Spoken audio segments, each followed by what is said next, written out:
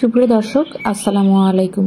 মিষ্টি লাভারদের জন্য আজকে খুবই মজাদার একটি মিষ্টির রেসিপি শেয়ার করছি। আজ বানিয়ে দেখাচ্ছি লোভনীয় গোলাপ জামুন বা লালমোহন মিষ্টি রেসিপি। কোনো রকম ডিম ছাড়াই আর অল্প কিছু উপকরণ দিয়ে খুব সহজে এই মজাদার মিষ্টিটা বানানো যায়। কিছু টিপস জানা থাকলে একদম দোকানের মতো পারফেক্টভাবে এই গোলাপ জামুন মিষ্টি ঘরেই বানানো সম্ভব। ঘরে বানানো হলেও খেতে একদম দোকানে কিনতে পাওয়া মিষ্টির স্বাদের চেয়ে কোনো অংশে কম হবে না। আশা করছি আমার আজকের এই গোলাপ জামুন মিষ্টির রেসিপিটা আপনাদের ভালো লাগবে। গোলাপ জামুন মিষ্টি তৈরি করার জন্য একটা বাটিতে প্রথমে নিয়ে নিচ্ছি 1.5 কাপ গুঁড়া দুধ, তারপর দিয়ে দিচ্ছি 1/2 কাপ ময়দা, দিয়ে দিচ্ছি 3 টেবিল চামচ সুজি,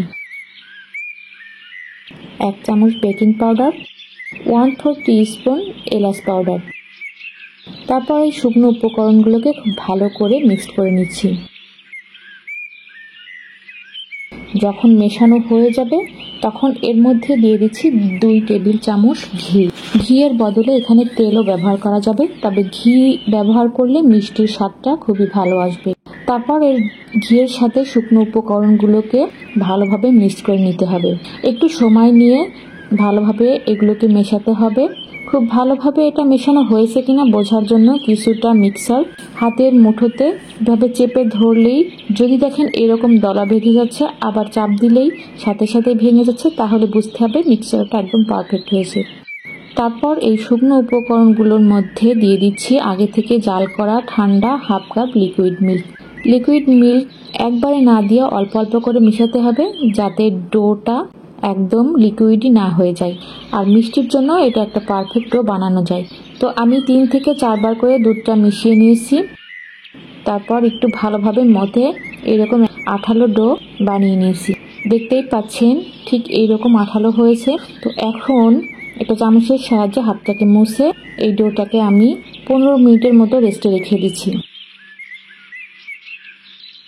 আর এই ফাঁকে আমি মিষ্টি বানানোর জন্য চিনি শিরাটা রেডি করে নিচ্ছি। এর জন্য আমি একটা প্যানে দিয়ে দিচ্ছি 2.5 কাপের মতো চিনি, আর এর মধ্যে দিয়ে দিচ্ছি 5 কাপের মতো পানি। অর্থাৎ চিনিটা যে পরিমাণ নেবেন তার ডাবল পানি শিরা বানাতে ব্যবহার করবেন। এরপর চিনিটাকে ভালো করে মিক্স করে এটাকে চুলায় জাল করে একটা পারফেক্ট শিরা বানিয়ে নিতে হবে।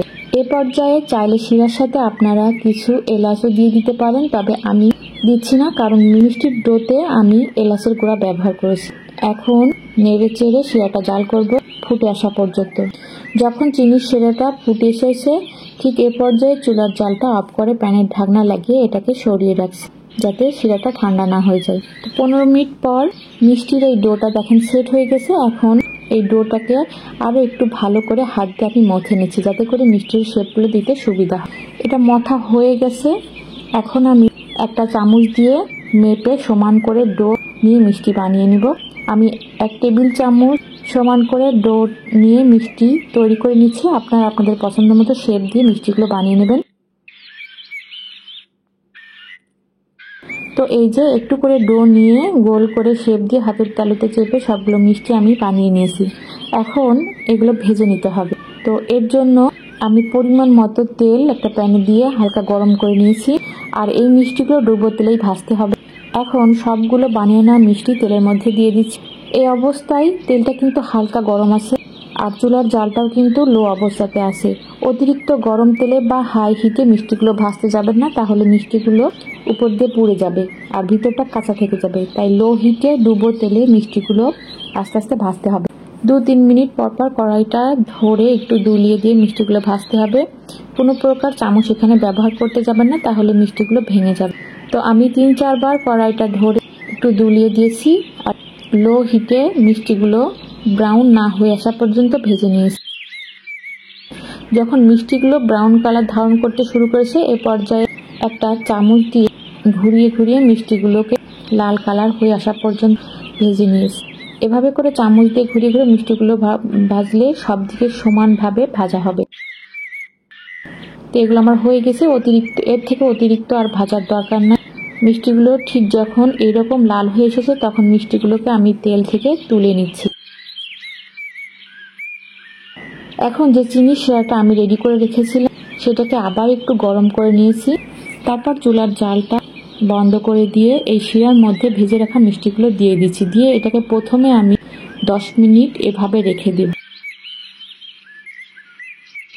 10 মিনিট পর চুলার জালটাকে আবারও অন করে মিষ্টিগুলোকে হাই হিটে এই শিরার মধ্যে 10 মিনিট আমি বয়েল করব। আর একটু পরপর ঢাকনা খুলে হাওয়াটা একটু বের করে দেব। 8 থেকে 10 মিনিটের মতো শিরার মধ্যে মিষ্টিগুলোকে জাল করার পর দেখেন মিষ্টিগুলো ফুলে কিন্তু ডাবল হয়ে গেছে। এখন চুলার জালটা অফ করে ঢাকনা লাগিয়ে এটাকে ঠান্ডা করে নিতে হবে। তো আমি পুরোপুরি ঠান্ডা করি নাই, আমি 1 ঘন্টা পরেই আপনাদের দেখিয়ে দিচ্ছি। দেখতেই পাচ্ছেন মিষ্টিগুলো হয়ে গেছে। তো আমি শিরা একেবারেই ঠান্ডা করি নাই, হালকা একটু গরম আছে। আমি 1 ঘন্টা পরেই আপনাদের দেখিয়ে দিচ্ছি। দেখতেই পাচ্ছেন মিষ্টিগুলো হয়ে গেছে। আমি এখন মিষ্টিগুলোকে শিরা থেকে তুলে নিচ্ছি। দেখতেই পাচ্ছেন মিষ্টিগুলো আলহামদুলিল্লাহ একদমই পারফেক্ট হয়েছে আর একদম রসে টইটুম্বুর হয়েছে। এখন পরিবেশনের আগে আমি উপর দিয়ে আবারও কিছুটা চিনির শিরা দিয়ে দিচ্ছি আর উপর দিয়ে কিছু পেস্তা বাদাম কুচি আর কিছু স্যাফরন দিয়ে সাজিয়ে দিচ্ছি। ঘরে তৈরি করা গোলাপ জামুন মিষ্টি যে এতটা মজার হয় তা বানিয়ে না খেলে বুঝতেই পারবেন না। যে কোনো অনুষ্ঠানে আপনি এটা আগেই বানিয়ে রাখতে পারেন। অতিথিদের পরিবেশন করলে তারা খেয়ে বুঝতেই পারবে না এটা ঘরে তৈরি করা। দেখতে যেমন সুন্দর, খেতেও মাশাআল্লাহ খুবই মজাদার।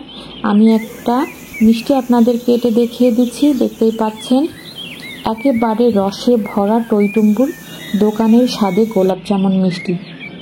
রেসিপিটা এ পর্যন্তই। রেসিপিটা ভালো লাগলে লাইক, কমেন্ট, শেয়ার করতে ভুলবেন না। প্লিজ চ্যানেলটা সাবস্ক্রাইব করে পাশেই থাকবেন। সবাই ভালো থাকবেন। সবার সুস্থতা কামনায় আজকের মতো আল্লাহ হাফিজ।